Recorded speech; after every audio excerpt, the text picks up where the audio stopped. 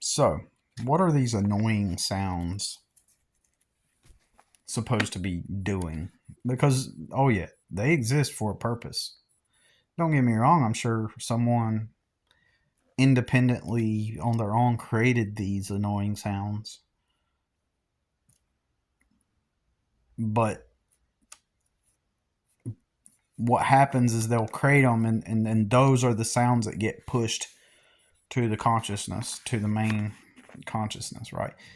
Um, and probably there are some of them that are deliberately made, for that intent to push it into the, into the public consciousness. But um,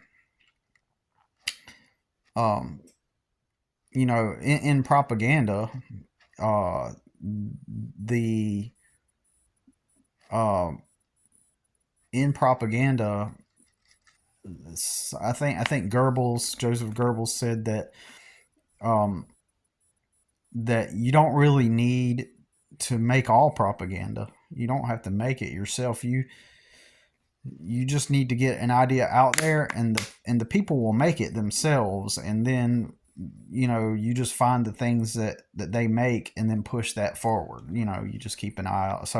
So for example, that song, oh god, I'm sorry, I'm sorry in advance, but it goes, whatever happened to that annoying thing.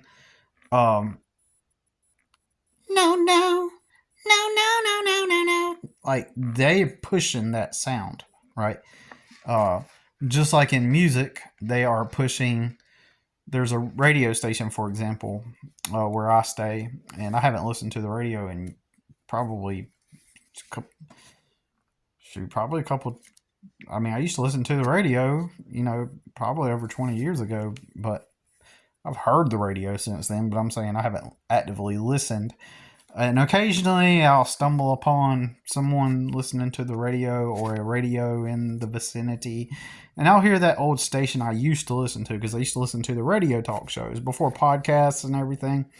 There were radio talk shows, and so I would listen to a couple of them, and and and then they had specific music they would play, specific songs.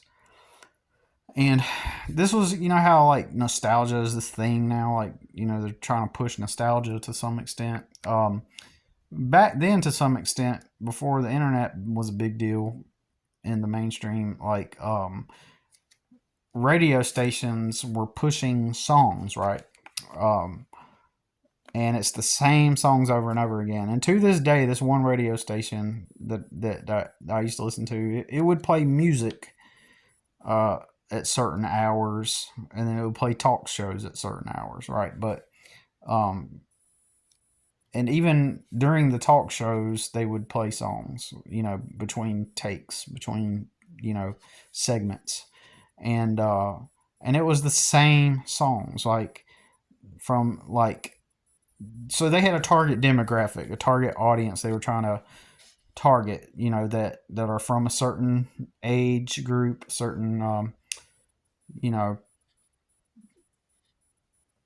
in my opinion, like this specific radio station I'm thinking of targeted like young professionals in their 20s and maybe 30s, right? And so now I would argue that radio station probably is targeting the same people, not the same age group, but if that was 20 years ago and they're in their 20s and 30s, I would imagine they're targeting people in their 40s and 50s, like the same people, like, right? Because I noticed that the radio station has not changed. Like, it hasn't changed. It plays literally the same songs, and when you're in the grocery store and you hear the same songs, you think about what those songs are about. I hear a lot of them, and they're codependent. They're like love, and in a codependent, unhealthy way. And that's one of the things they want to perpetuate: unhealthy codependent relationships, and label them as it's just how life is. It's the normal part of relationships and life and looking for love. Excuse me. It's the whole concept of looking for love is just a bad. It's a bad. We share it in our society like it's a good thing, but it's not a good thing. Looking for love, right? Looking for love in all the wrong places. Looking for love in too many faces. Until some blah blah blah what I'm dreaming of. Now that I found a friend and a lover. God bless the day I discovered you. Oh, you looking for love. Oh, oh, it sounds so, oh man, it sounds so incredible and heartwarming. But that's unhealthy. That is truly unhealthy to, and there's nothing wrong with love, okay?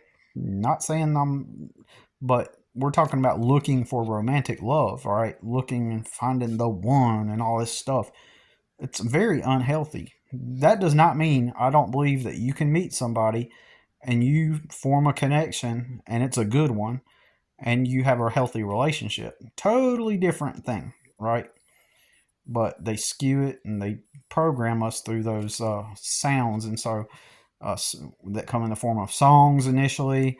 And that radio station I mentioned does not play that song I just was singing. They play more like um, some stuff from like the uh, 80s and the 90s, and that's it. Mostly like pop music, mostly with a few rock songs here and there, and then um, but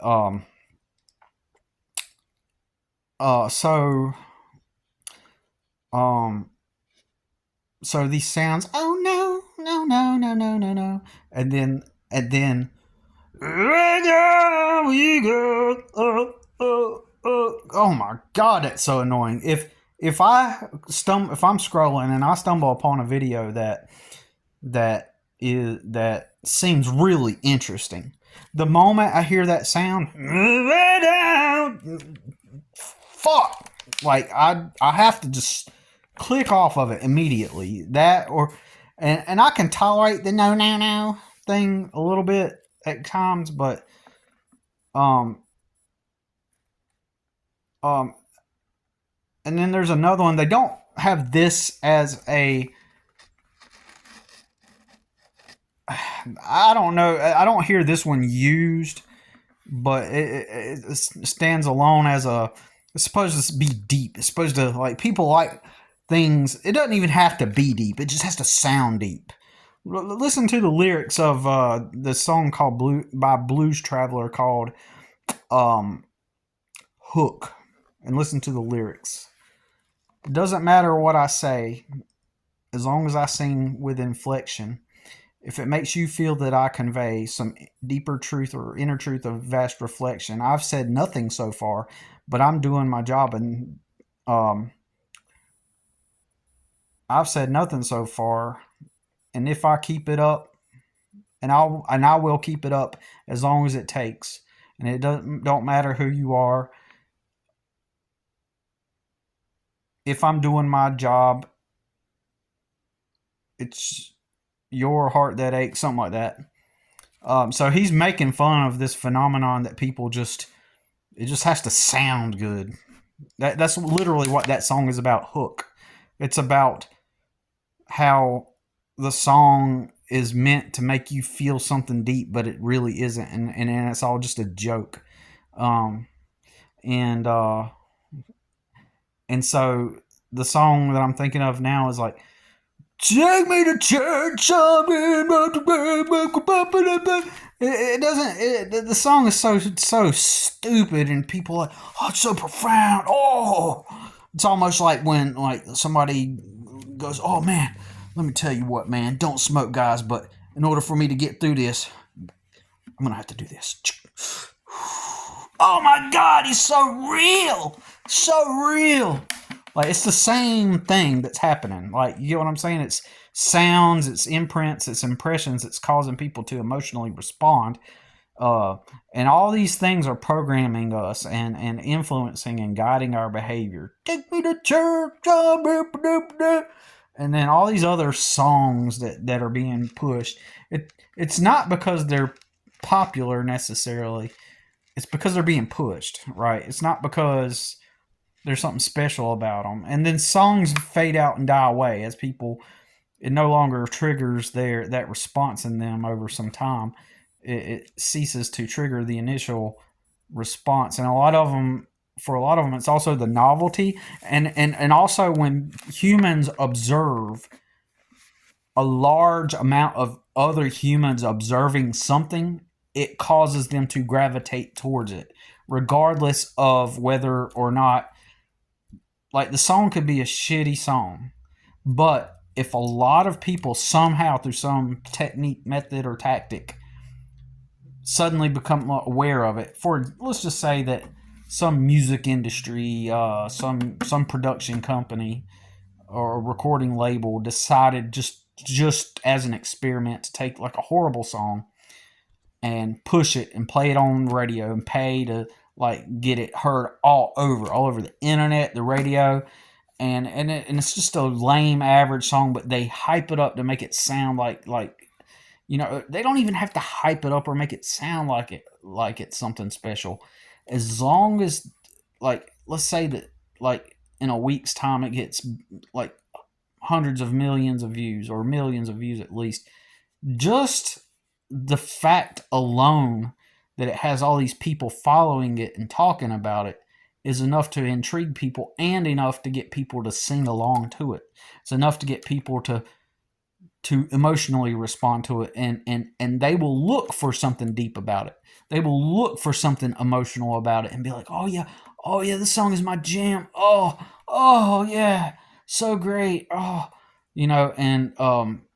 and people will, even like I'm saying, after the fact, generate some kind of emotional reason, and anyways, that's just some shit humans do, and all these sounds you hear, they're meant to perpetuate different messages and to program us. But anyways, that's all I gotta say about it for now.